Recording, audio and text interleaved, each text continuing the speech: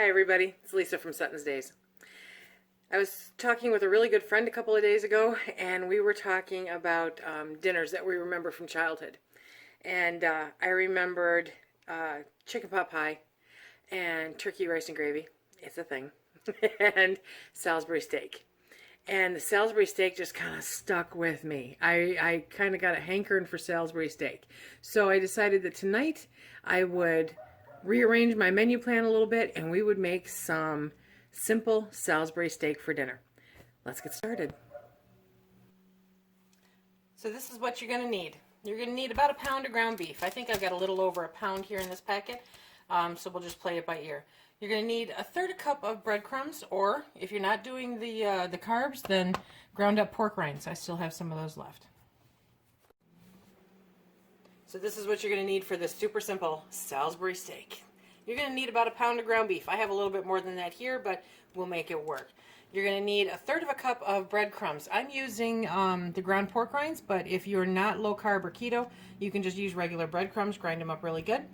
2 teaspoons of ketchup. I'm using the sugar-free ketchup. 1 teaspoon of mustard. I'm using a deli mustard, a spicy mustard. And then 1 teaspoon of Worcestershire sauce. You want a half a teaspoon of garlic powder, and then I'm putting in my Thrive freeze-dried onions just to add some extra onion flavor in there, and 1 teaspoon of my homemade onion soup mix. That's for the patties, okay?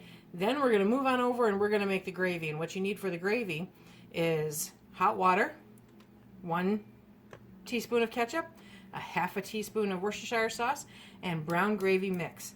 Now you can either use 2 of the packets, you know what I'm talking about, or if you're one of my Thrive customers, use the Thrive brown gravy.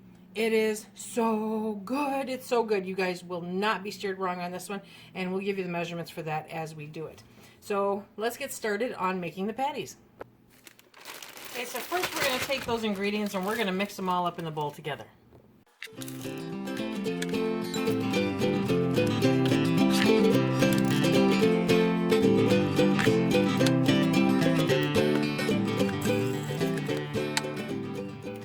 Gotta remember to preheat your oven to 375 degrees.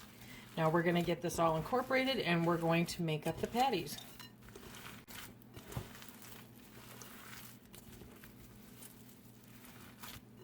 This is going to be so good.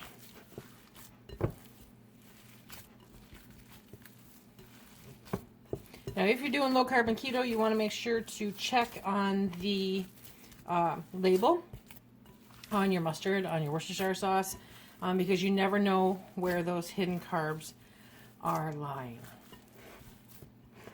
Okay, again, just like with the little meatloafs, you don't want to beat it up too much. You just want to get it incorporated so that you can make some patties. So let's get those made up. And I'm going to make them kind of thick, very similar to the way I did the meatloaf, because I want them to have some substance. So we're just gonna make them nice like that. Pop them on the tray. I don't know if you can see my tray there. I foil lined it for easy cleanup. Leave no onion behind. Get them all in there.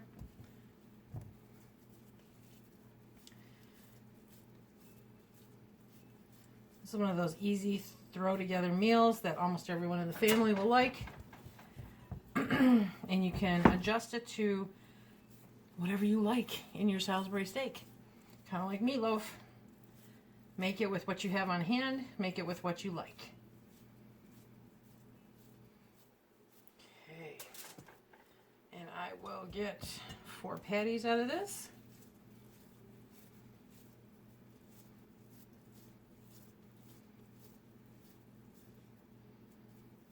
This one's a little smaller, but that's okay.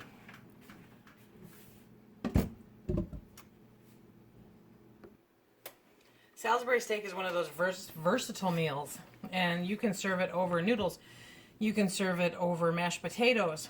I, tonight, am going to save a few steps, and I'm going to use my canned potatoes, and I'm going to roast them at the same time that the Salisbury steak is cooking. Salisbury steak is one of those wonderfully versatile meals. And tonight, instead of serving it over mashed potatoes or with noodles, I am going to serve it with my canned potatoes. I drain the juice out. I'm going to give them a really quick rinse just to get any underlying starch that's been sitting in the jar out. And then I'm going to very simply put them on here. They are going to roast up at the same time that the Salisbury steak is cooking. Okay, and just to ensure the yummy goodness, I'm going to put a little bit of my onion soup mix over them, which adds just a touch of flavor.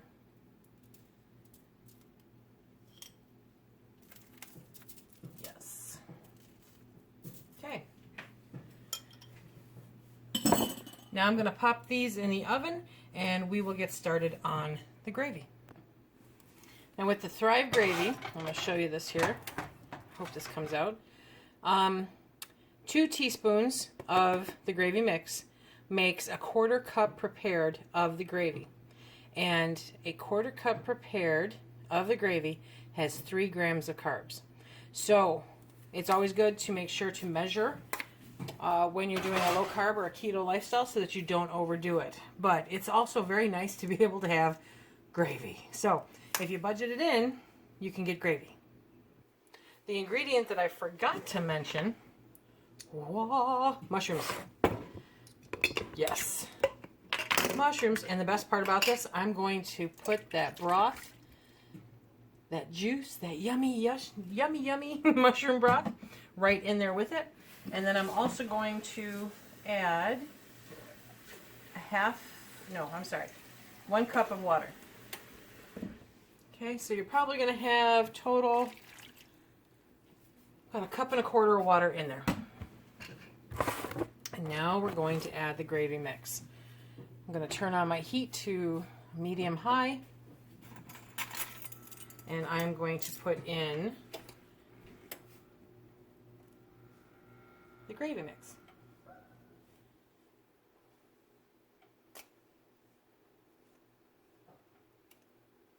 So I put in 8 teaspoons. So that should make 4 nice sized servings of a 1/4 cup or 2 of a 1/2 cup. Grab my whisk.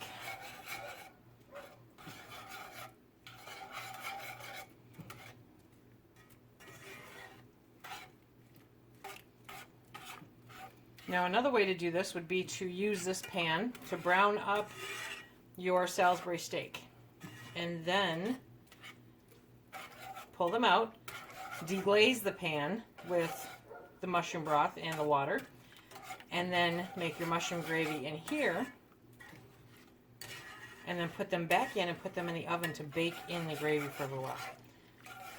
I just made myself really, really hungry. Okay, but look at how quickly this works up. Now I'm going to let it cook down just a little bit so it thickens, and when I do that, I'm going to add 1/2 teaspoon of the Worcestershire sauce and a teaspoon of the ketchup. That'll add a nice little extra zing to it.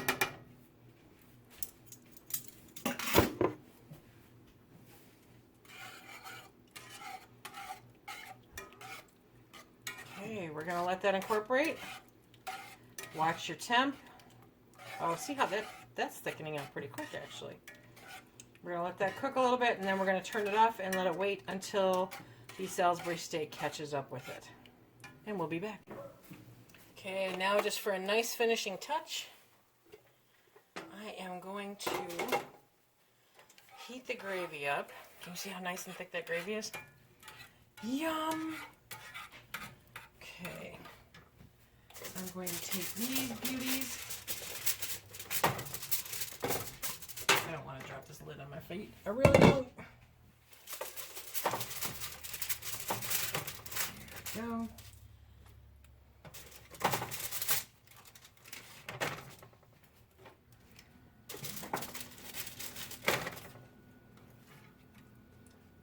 them right in the pan.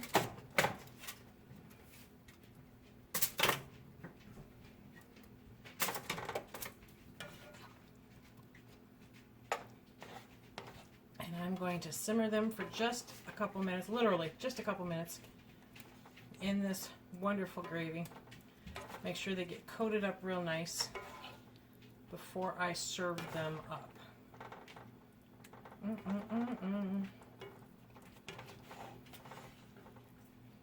Look at that.